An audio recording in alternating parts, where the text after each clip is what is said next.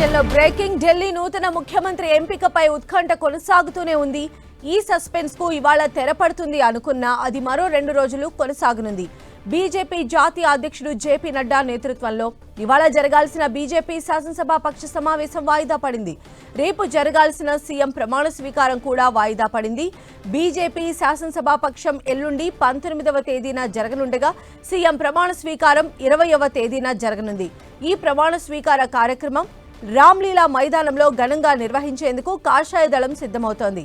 ఢిల్లీ సీఎంగా ఎవరిని నిర్ణయించాలి అన్న దానిపై బీజేపీ హైకమాండ్ ఇప్పటికే చర్చోపచర్చలు సాగిస్తోంది.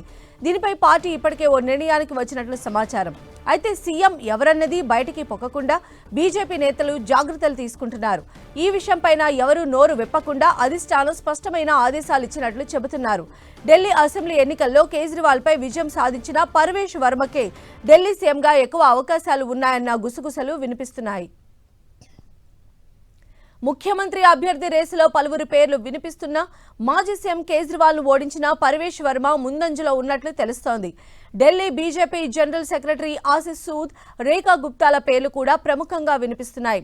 ఢిల్లీ మాజీ ప్రతిపక్ష నేత విజేందర్ గుప్తా, ఢిల్లీ బీజేపీ మాజీ చీఫ్ సతీష్ ఉపాధ్యాయ, ఆర్ఎస్ఎస్ నేత జితేంద్ర మహాజన్ పేర్లు కూడా పరిశీలనలో ఉన్నాయి.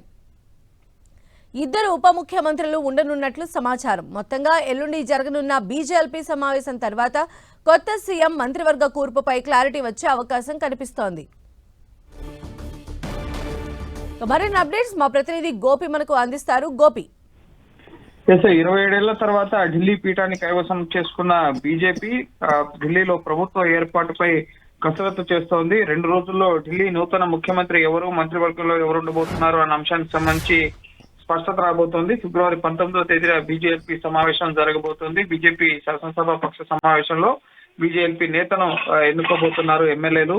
మొత్తం 48 మంది ఎమ్మెల్యేలు, నూతనంగా ఎన్నికైన ఎమ్మెల్యేలు, అలాగే బీజేపీ ఎంపీలు ఈ శాసనసభ పక్ష సమావేశంలో పాల్గొంటారు.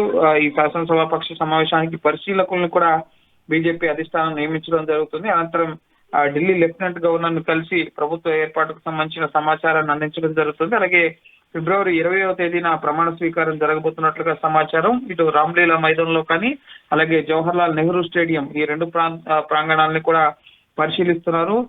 సుమారు 200 మందికి పైగా ఎంపీలు, మాజీ ఎంపీలు, అలాగే బీజేపీ పాలిత రాష్ట్రాల ముఖ్యమంత్రులు, ప్రధాని మోడీ, కేంద్ర మంత్రులు సహా ఎన్డీఏ పాలిత రాష్ట్రాల ముఖ్యమంత్రులు, ఉప ముఖ్యమంత్రులు వీరందరినీ కూడా ఈ ప్రమాణ స్వీకారాల కార్యక్రమానికి ఆహ్వానించి, ఎందుకంటే 27 ఏళ్ల తర్వాత మళ్ళీ ఢిల్లీ దేశ రాజధానిలో ప్రభుత్వాన్ని ఏర్పాటు చేయబోతున్నారు కాబట్టి గ్రాండ్ ఈవెంట్ గా దీన్ని చేయాలని చెప్పి బీజేపీ అధిష్టానం భావిస్తోంది. అంతేకాకుండా ముఖ్యంగా ముఖ్యమంత్రి రేసులో ఎవరుంటారు, మంత్రివర్గానికి సంబంధించి ఎవరుంటారు అన్న అంశానికి సంబంధించి కూడా ఇప్పటికే కొన్ని పేర్లను షార్ట్ లిస్ట్ చేయడం జరిగింది. 15 మంది అభ్యర్థులను ఎంపిక చేయడం జరిగింది.